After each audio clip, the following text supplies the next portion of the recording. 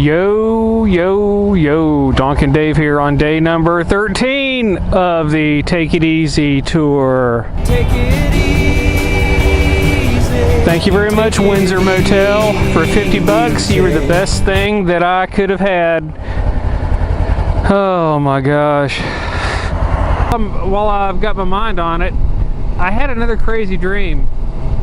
This time, I dreamed that I won a contest and won $500,000. And then I was doing one of those scratch off lottery things, and I won $500,000 on that, all in the same day. So I became a millionaire in one day. And of course I was kind of freaking out over it, and I was trying to hide it from people that I'd won all this money because I didn't want them to come after me.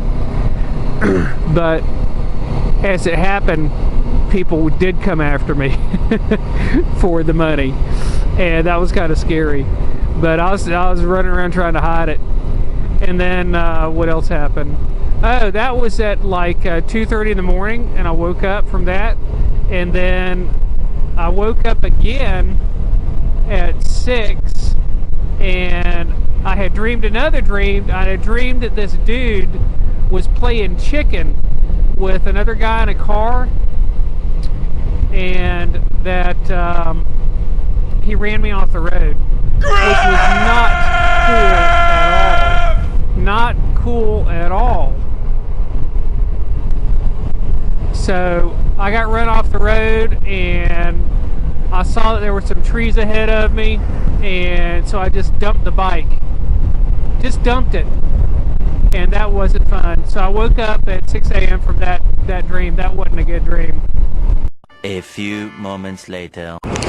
Alright guys, we're here at the next stop. This is called the Judith Point Lighthouse. And somehow I managed to get into Rhode Island without knowing about it. And this is right at the entrance to the harbor that goes on up to Providence, Rhode Island, I guess.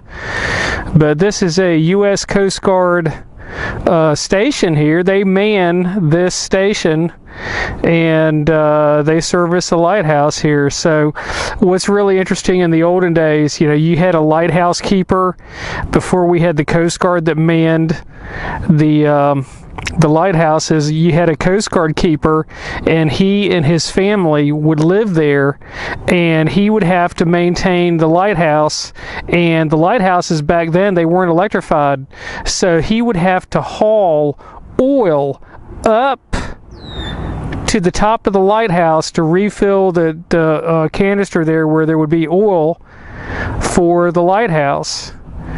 And you talk about some hard work, climbing all those stairs and all that stuff. They had to do that. That was a pain in the butt. And some of them had pulley systems, but most of them didn't. They just carried the stuff up there. And but now this is an area here where they would have somebody that would man the station and take care of the lighthouse here and all that stuff. So that's pretty cool. Hey, they got a basketball court over there. That's good. I mean, they're not sitting here doing boring stuff all the time. They're checking stuff out. And that tower up there, I bet they've got one hell of a view up there at that tower. That is awesome. That is awesome. So, Donk goes to the Judith Point Lighthouse. Woo! And we got people there checking it out and everything. And the bike's over there. I'm going to go over there and check that out. So once again, we're here at the ocean, and this is kind of the entrance to the bay here that goes on up to Providence, Rhode Island. And you can see there's a town over there, and I guess the entrance is way over there. But you got a fishing boat out there, a commercial fishing boat, probably a crabber out there, maybe a lobster person, and just some other boats out there. There's a jet ski out there. This is calm water for right now. But there's the lighthouse and the tower there where they would man it. And look at the tower up there. But I bet they have a heck of a view. But that's awesome. When I was at the Columbia River, at the entrance to the Columbia River, they had somebody there in this house there at the entrance to it, and they had a ginormous telescope.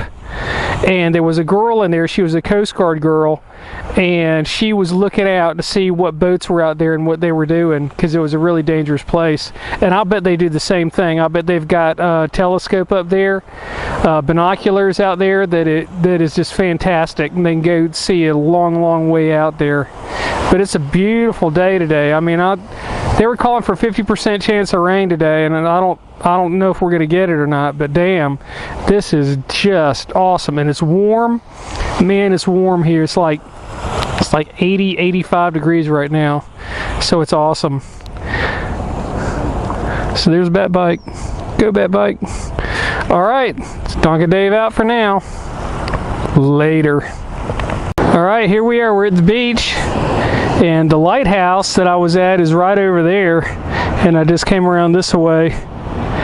And then you got the hoochie mamas and everybody here on the beach. It looks like the water's pretty cold. You got a big rock out there. But yeah, it's a pretty looking beach. Pretty looking beach. And this is in Rhode Island. You wouldn't think Rhode Island have beaches, but they do. All right. I just want to say, guys, I am on this road that's bordering the bay, and there are some palatial estates here on this road. I mean, they are freaking awesome. You wonder how they have so much damn money to own these homes, but damn, I mean, they are huge. Look at that one. Look at that one right there. I mean, that's like, wow.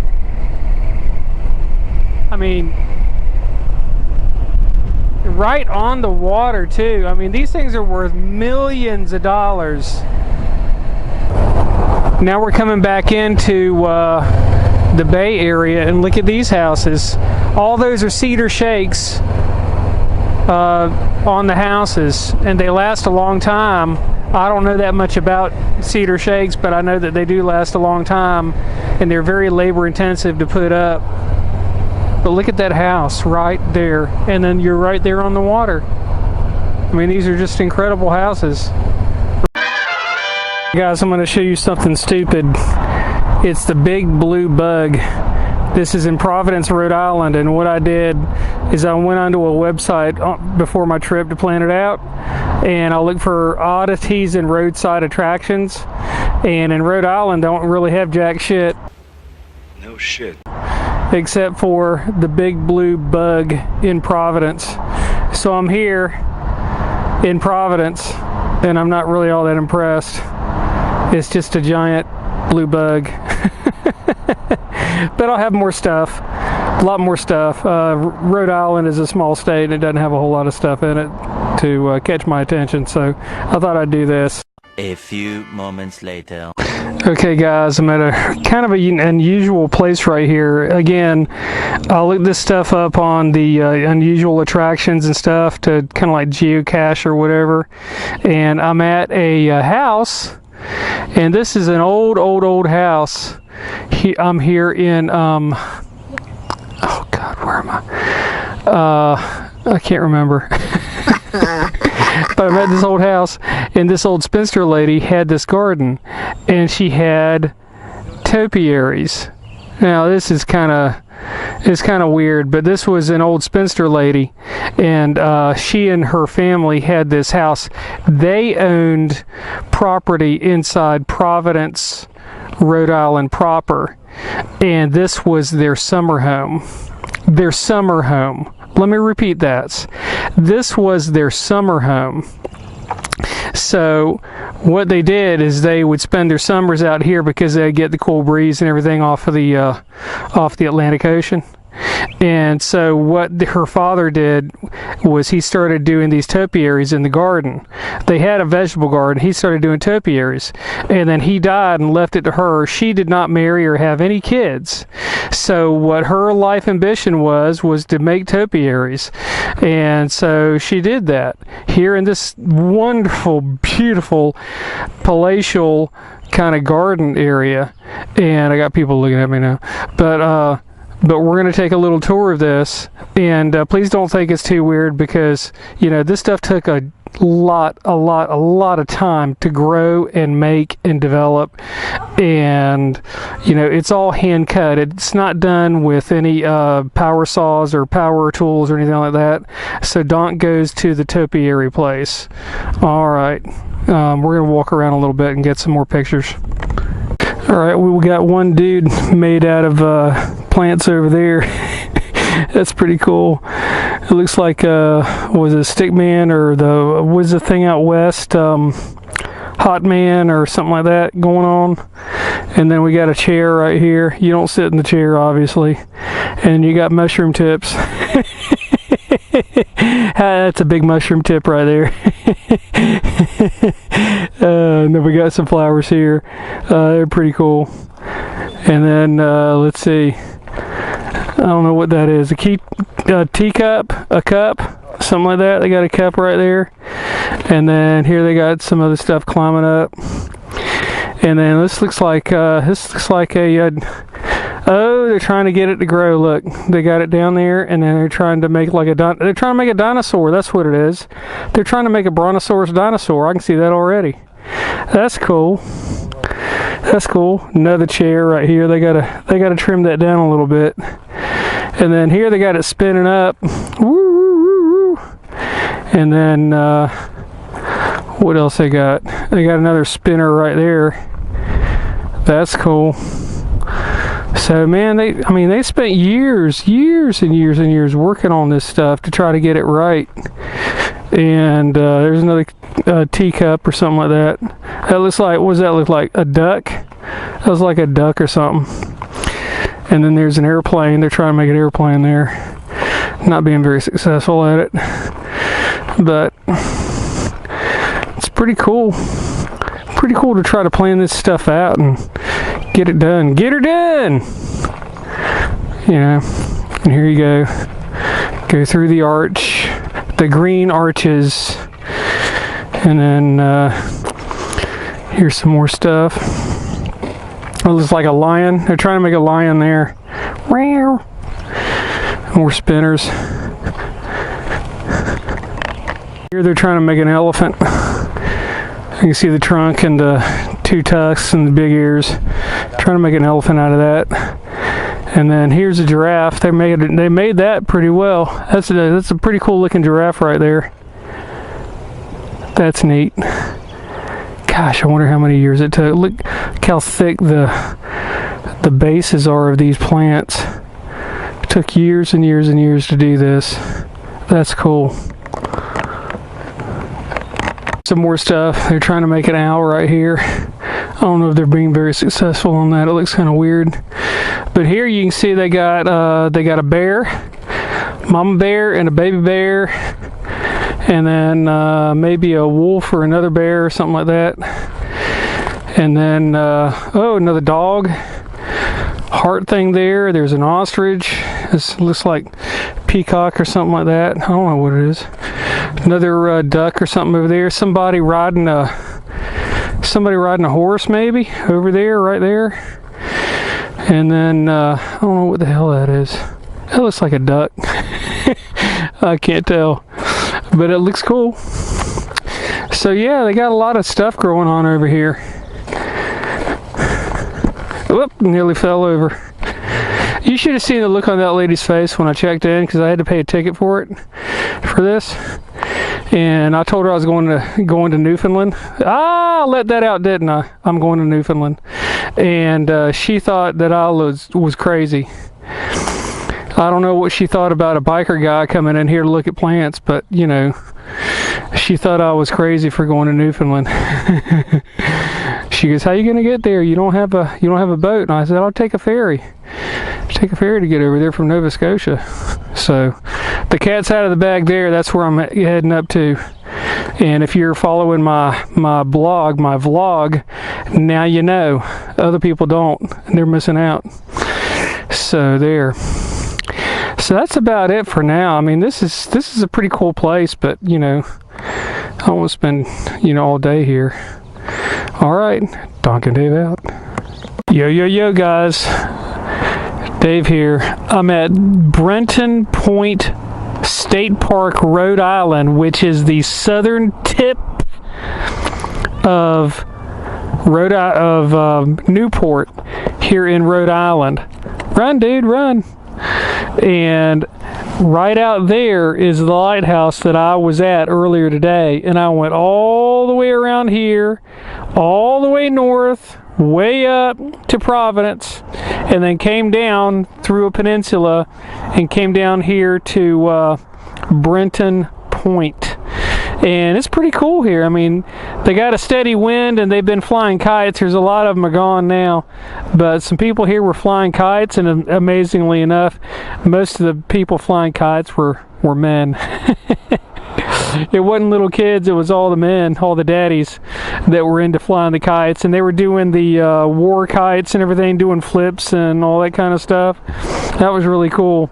And you can look out here into the ocean right here. This is just the Atlantic Ocean right here, and there's all kinds of cool stuff out here.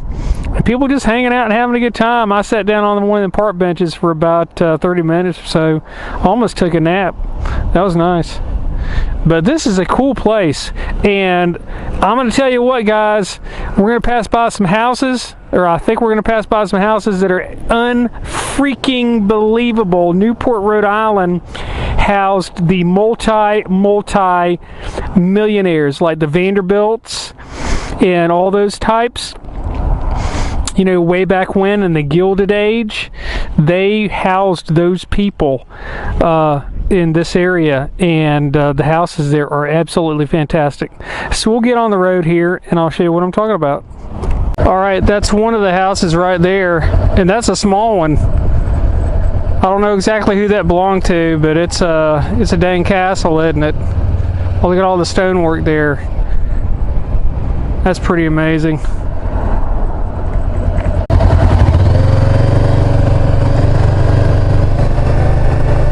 That place right there is for sale through Sotheby's. And look at the place right there. Wow. And then you got a place like that. And then you got a place like that. And then you got a place like that. This is incredible, these houses that are here. Trying not to move the camera too much to make y'all sick.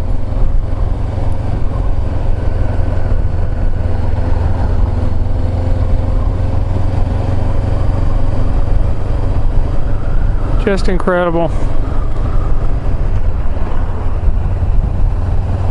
Some of them are way back there in the woods. You can't see them too well. And then some of them are just grand. I mean, look at that place right there. It's awesome. I'm trying to find one that one of my friends put me on. It's the Marble House. So I'm gonna ride around here till I find it.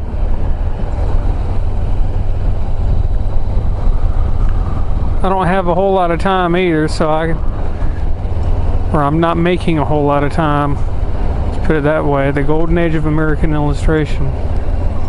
So when I find it, I'll go in.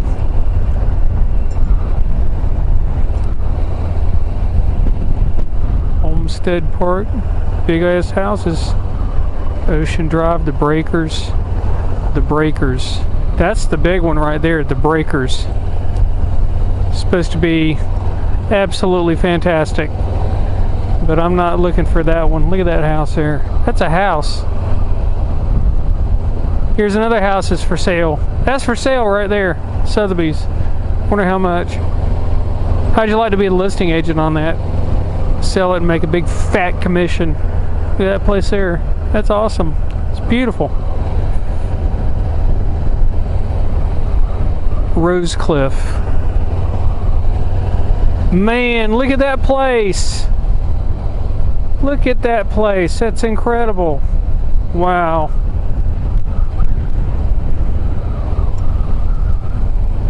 Seacliff. Not Rosecliff, Seacliff.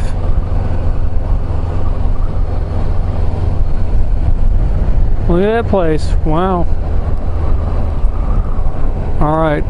We'll turn off till I find the place. Alright guys, I found the place. This is called the Marble House, and this is where one of the Vanderbilts lived. So we're going to go in and check it out. Alright guys, a little old bitty lady that told me she'd kick my ass if I filmed in here came back and checked with somebody and said that said I could. So I got the helmet on in front of all these people I'm sitting here videoing. So this is the Marble House, and there's 500,000 cubic feet of marble in this house. It's nothing but marble. And look at this. This is the dining room. And look at the ceiling up here. Oh my God. It's marble and gold. That's gold gilt right there. It's microscopically thin, but it's still gold. It's all gold. So look at this dining table. Can you imagine? Hello, but do you have any Grey Poupon? And all that stuff. So this is cool. Wow, what a house. And this was built by the Vanderbilts. I don't know who those two people are there, but they're not the Vanderbilts. But yeah, we're gonna go on to the next place. So Donk is having a good time. Now, this is a different kind of marble here. That's the Vanderbilts. That's her. She's Alva Vanderbilt. Yeah. And is there a portrait of her husband? Oh, she's talking to somebody. Okay, so we're just going to continue on. And you notice that the marble color is different. It's all different. And look at the ceiling. Isn't that gorgeous? I'm getting people laughing at me. And this is the library. The library here. And look at the ceiling. Oh, my back hurts. Oh my God, look at that ceiling. Oh, that's finely detailed. And look at the bookcase. Oh my goodness. That's cool. I know y'all are getting sick.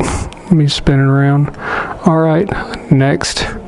So this is the hallway from the entrance of the house, and this goes into like looks like a worship room or something like that. But I'm listening to they give you an audio tour device like an iPod type thing, and I'm listening to the tour, and they said they only spent 6 weeks out of the entire year here. It was usually during the summertime, and they would throw these doors open, and the cool breeze from the ocean out there would come through the house. But this audio tour is telling us all about these people. This wasn't their second home. This was like their fourth or fifth home, and they would go to all different places across the country and around the world, and they would only spend 6 weeks here out of a year. Imagine millions and millions of dollars spent on a home, and then you're just not there but for 6 weeks out of the year. That's crazy. All right, we'll go next. So if you want to go Gothic, you got to come here, because this is the first place in the United States that was Gothic, because all this room here, it's all in a Gothic form. This piece right here, this is real art. This came from I don't know where, but it's patron Saint Gloria, and it's Gothic. And look at the ceiling. Again, the ceilings are what gives it away. It's just amazing. And all these books here, or Alva, the lady who had the house built, she collected art, and she was one of the first people that collected Gothic art in the United States. So when people wanted to study Gothic art, they had to come here. They had to make an appointment to come here to study Gothic art. Isn't that cool? All right, next. Okay, coming out of the Gothic room, we come to the Grand Ballroom.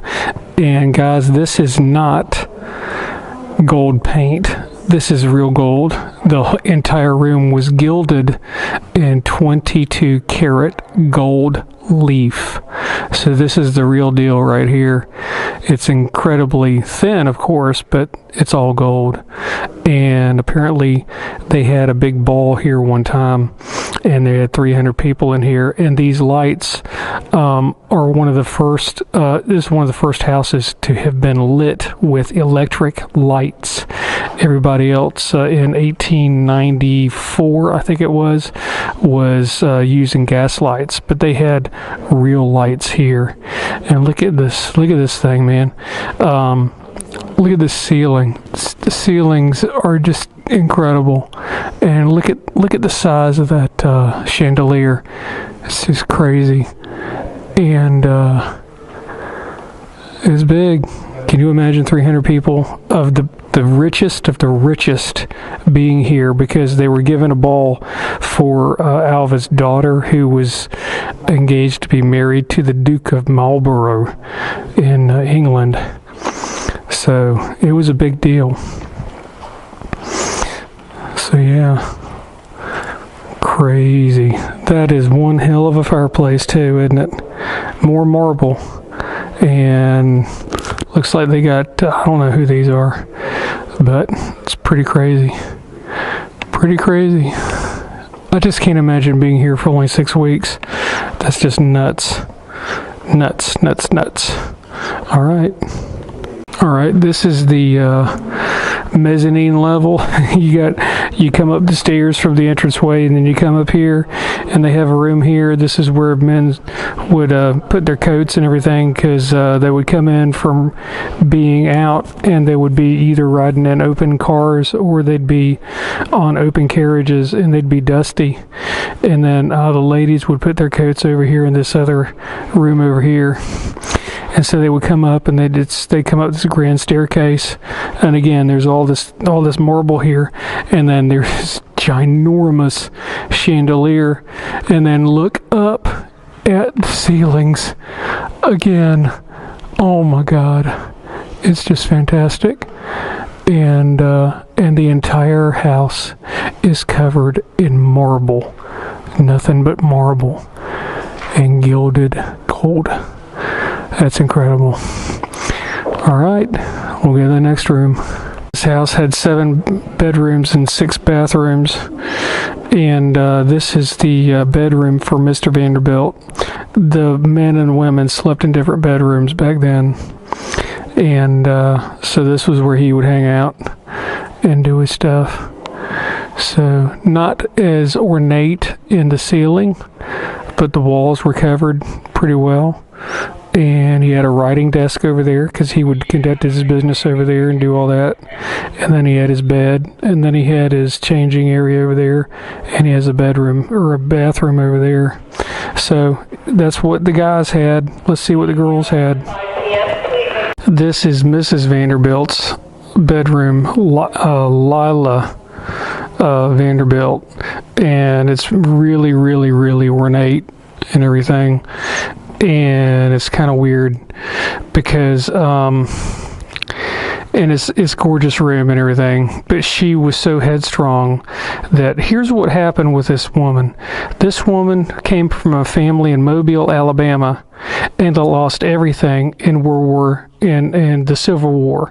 They moved to Paris to reside until the war was over. And then when the war was over, they came back and they tried to start over. But she was not rich at all. So what she did is she had to marry money. So she married Mr. Vanderbilt, and they had all this money. They were the richest family in the world at the time. So what she did is she pumped out a couple of kids, 3 kids, I think, and then she divorced Mr. Vanderbilt. So if she's trying to make money, she's trying to, basically be a gold digger. That's what she did. She pumped out those kids, and then decided she wanted to divorce him. And then she married this other dude, this other rich dude that lived about a block away. And she would live in that house. And she would still use this house here to store her clothes and the laundry and all that stuff. The laundry here was better, so she would use this laundry. I mean, you talk about a dang harsh woman to her men. That was tough. She was a damn gold digger. No doubt about that. All right. We'll go on to the next one. This is the bedroom of Consuelo, who was the oldest daughter of the Vanderbilts. And she was engaged and she married the Duke of Marlborough in England. And she was good friends with Winston Churchill at one point in time.